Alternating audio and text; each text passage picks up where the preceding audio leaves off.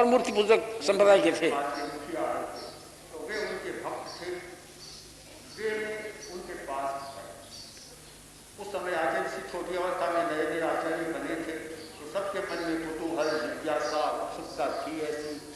तो बात चल रही, शांति विजय जी कभी न तो आचार्य श्री मिले, न देखा, न उन्होंने देखा, न आचार्य श्री ने उनको देखा, पता ही नहीं।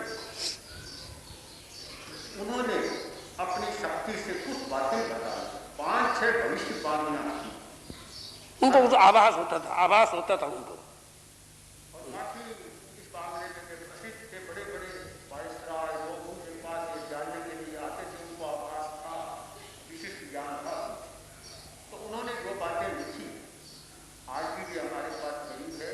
बाबूलाल जी ने उनके यहाँ संपर्क था, राउत में निषेध किया था, उनको वह सारी बातें लिखवा और वहाँ से हमें प्राप्त हुई। सारा विधिवत प्रामाणिक स्रोत, तिथि, मिति, कब क्या लिखाया।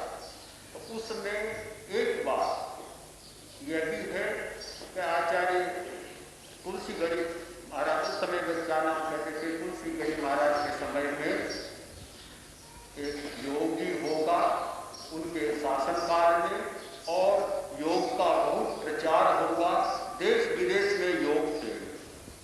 उनमें से भविष्यवाणियों में एक बात, अब किसका निमित्त माने, ये तो स्वयं का ही निमित्त है। और आचार्य श्री ने अपनी अंतक प्रेरणा से तो हमें यह काम करना है। तब उदयपुर चतुर्मास 19 साल था, विक्रम संवत कितने वर्ष हो गए, किसी निमित्त का नाम तक ही नहीं सुना। तो यह तो स्वयं भूत और अंतक प्रेरणा से हुई क्रिया है। कोई कहे तो कहे, हमें आपत्ति नहीं है, बहुत सुनते हैं, बहुत कोई बात नहीं है, हम स्वीकार कर लेंगे किसी बात को। पर है मूलतः हमारी अंतः स्फूर्त क्रिया। मूल बात ऐसी लगती है, क्रमबद्ध पर्याय है ये। क्रमबद्ध पर्याय जो है, इसका ये परिणाम है कि एक बात तो श्रुत हो गई हमारे यहाँ। हाँ, तो ये चीज पकड़ में आई। और लोग कहते ध्यान करें तो किसका आलम्बन ले, निरालंब ध्यान हो, सालंब ध्यान हो। आलम्बन किसका आलम्बन है, किसी प्रतिमा का ले, किसी पद्य का ले, किसी आकृति का ले, किसका ले आलम्बन ले। बड़ी जटिल समस्या थी। आखिर ये बात सुलझी तो ऐसी सुलझी, किसके आलम्बन को हम ढूंढते फिरे। हमारे पास में आलम्बन पड़ा है, श्वास से बड़ा सरल कोई आलम्बन नहीं, एकदम पकड़ में आ गया। सीधा आलम्बन श्वास, सबसे सरल, सबसे तरल, सबसे सहज, सबके पास में मौजूद, कहीं से लाला पड़ेगा नहीं, व्यय की जरूरत नहीं, निर्यात की आयात की जरूरत नहीं, सीधा पड़ा है। उसको आलम्बन बना के ध्यान का अभ्यास करो, बिल्कुल सहज हो गया। श्वास, श्वास इतना है, सहज श्वास को प्रायोगिक श्वास बना दें हम लोग। सहज श्वास को प्रायोगिक श्वास बना दें, श्वास को लंबा कर दें। कभी कभी इस नाक से लें, इस नाक से निकालें, इससे लें, इससे निकालें, कभी दोनों से ले, दोनों से निकालें। हाँ, मैं चर्चा नहीं करता हूँ।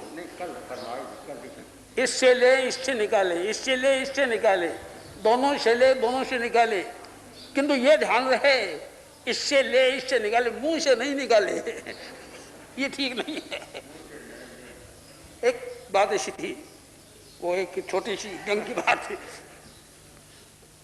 दो व्यक्ति बैठे थे, चर्चा कर रहे थे, और जब दो मित्र मिल जाते हैं तो पत्नियों की बात ज्यादा होती है, पत्नियों की बात ज्यादा होती है, मिले जुले होते हैं। बोला रे भाई, ओहो मेरी पत्नी ऐसी है, पूछिए मत, तुमको इतनी लापरवाह, इतनी जड़, मैं दिन भर कहता रहता हूं, इस कान से सुन के इस कान से निकाल देती है, इससे सुन के इससे नहीं, इससे सुन के इससे निकाल देती है, बस इतना ही। दूसरे ने कहा, रे व्यक्ति, वाह भाई इतनी बात ये क्या, मेरी श्रीमती की बात सुनो तो दंग रह जाओगी तुम लोग। बोलो क्या है, इससे नहीं, दोनों को नहीं सुनती, दोनों कानों से सुनती है, पर निकालती मुंह से है।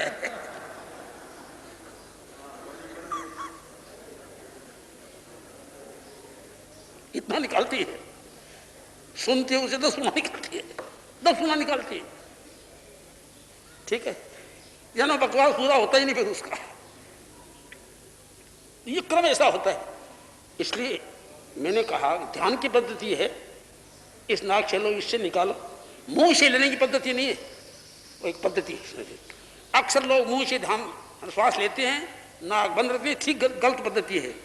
तो इस तरह से सीधा आलम्बन श्वास का हुआ, श्वास का आलम्बन लेके हम चले। और मैं समझता हूं बहुत लोग कहते हैं क्या करें, दिन बहुत बड़े हैं, क्या करें, निकम्मे बैठे बैठे, काम कोई सोचता नहीं कि निकम्मा अब रह गया, कुछ नहीं, बैठे बैठे श्वास लिया करो लंबा लंबा, घंटे भर लो, 2 घंटे लो, कोई दिक्कत की बात नहीं, सहज श्वास लंबे लंबे लो, कोई थकान नहीं आएगी। हाँ, थकान नहीं आएगी। श्री सुब्रमण्य बतलाता है वो कि प्रेक्षा ध्यान जब से मैंने देख लिया है, अब मैं जब कभी बैठा मुझे पता नहीं चलता, मैं श्वास लंबा लेता रहता हूँ, बस वायुयान में क्या, कहीं भी क्या, लोग कुछ बैठे थे, मैं तो अपना लंबा श्वास लेता रहता हूँ, काम करता रहता हूँ।